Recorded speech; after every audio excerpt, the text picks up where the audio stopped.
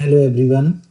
Economy की conceptual series में आपका स्वागत है। जैसा कि अब तक हमने जीडीपी को समझा है और आईआईपी को समझा है, बहुत सारे ऐसे इकॉनमी में बेसिक कॉन्सेप्ट हैं जो आए दिन न्यूज़पेपर में आते हैं, उसको हमने क्लियरली समझा है। तो आज उसी इकॉनमी की सीरीज़ में एग्रीकल्चर टॉपिक चल रहा है हमारा।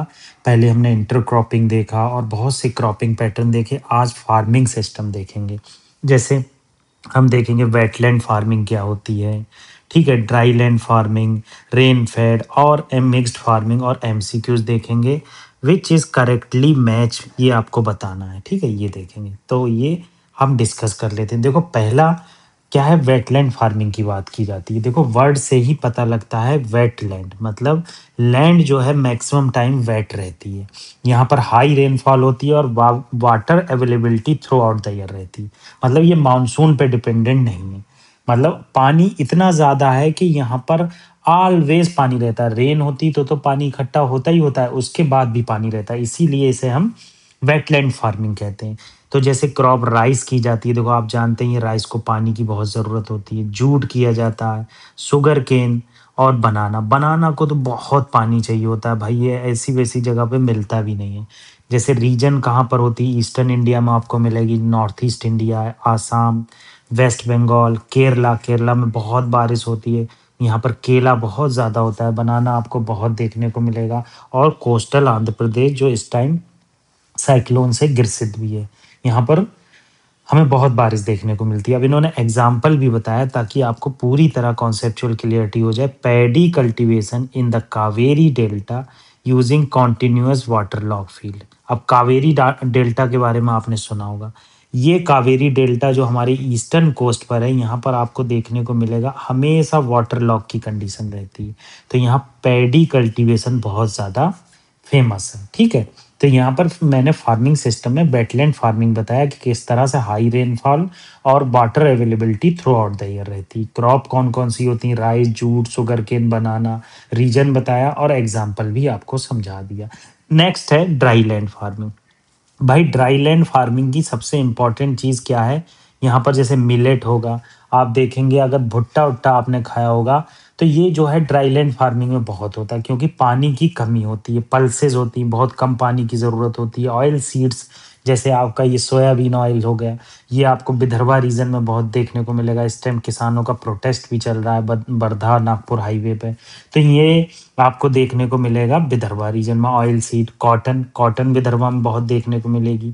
तो ये सब क्रॉप जो है ड्राई लैंड फार्मिंग के अंदर आती हैं। अब ड्राई लैंड फार्मिंग होती कहाँ है, जहाँ पर पानी की कमी 75 सेंटीमीटर से कम बारिश होती है। मतलब इतना कम बारिश होना, 75 सेंटीमीटर से भी कम बारिश होने वाली जगहों को हम ड्राई लैंड फार्मिंग के अंदर लेते हैं। इसमें मिलेट, पल्सेस, ऑयल सीड होते हैं।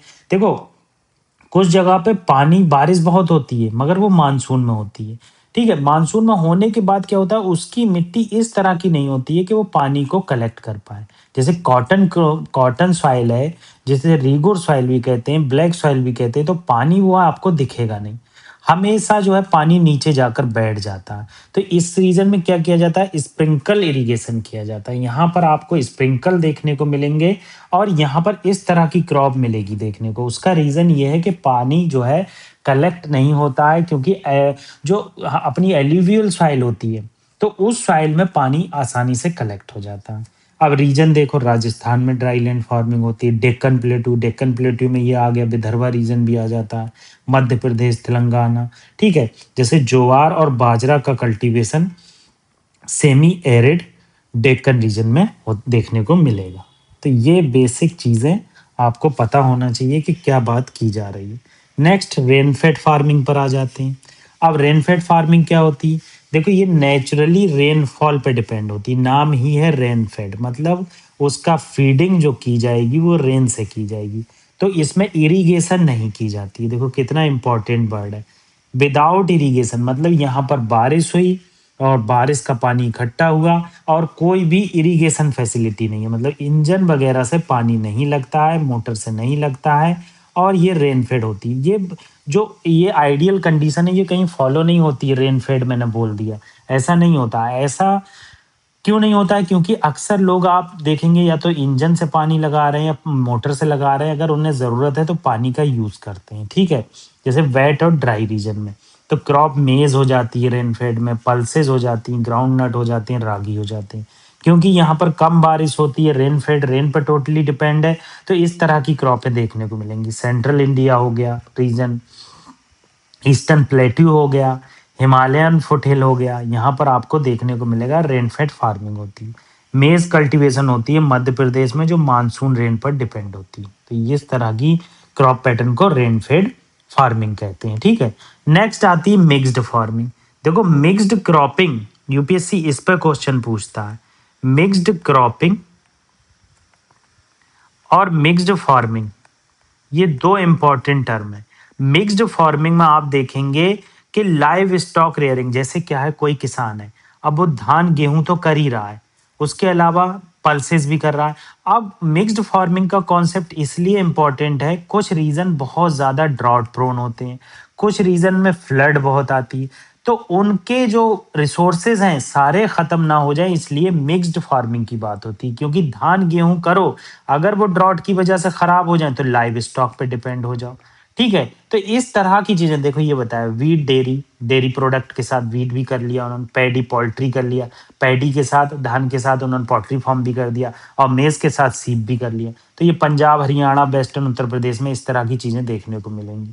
Wheat and dairy farming practice together in Punjab, Punjab के रीजन में व्हीट और डेयरी फार्मिंग बहुत ज्यादा आपको देखने को मिलती है। आपने सुना भी होगा हरियाणा पंजाब में दूध दही कल्चर बहुत ज्यादा होता है।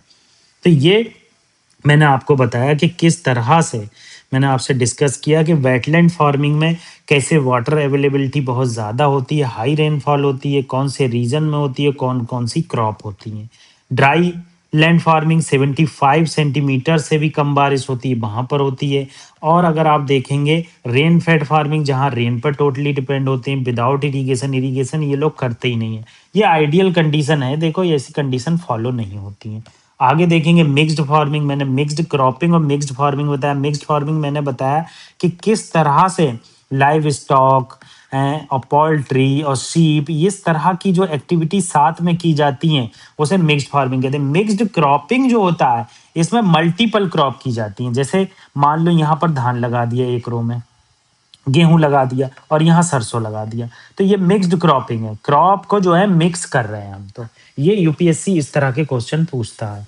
तो अब यहाँ पर करेक्टली मैच करना है। Wetland farming, rainfall below 75। मैंने बताया था कि रेनफॉल, वेटलैंड ऑलरेडी वेट रहता है, तो ये तो गलत हो गया, तो पहला ऑप्शन ए गलत हो गया। Dry land farming depend entirely on irrigation, बिल्कुल गलत। ड्राई लैंड फार्मिंग तो भाई बहुत कम बारिश होती है, तो इरीगेशन पर डिपेंड होती ही नहीं है, तो दूसरा भी गलत हो गया। तीसरा ऑप्शन सही हो गया इसके हिसाब से। Rainfed farming rely on natural precipitation, बिल्कुल सही है। Mixed farming involve only cash crop, बिल्कुल गलत। मैंने नहीं आपसे डिस्कस किया था कि मिक्स्ड फार्मिंग में कैश क्रॉप इन्वॉल्व होती है। तो ये हमने डिस्कस किया। आप हमारे चैनल को सब्सक्राइब, लाइक और शेयर ज़रूर करें। Thank you.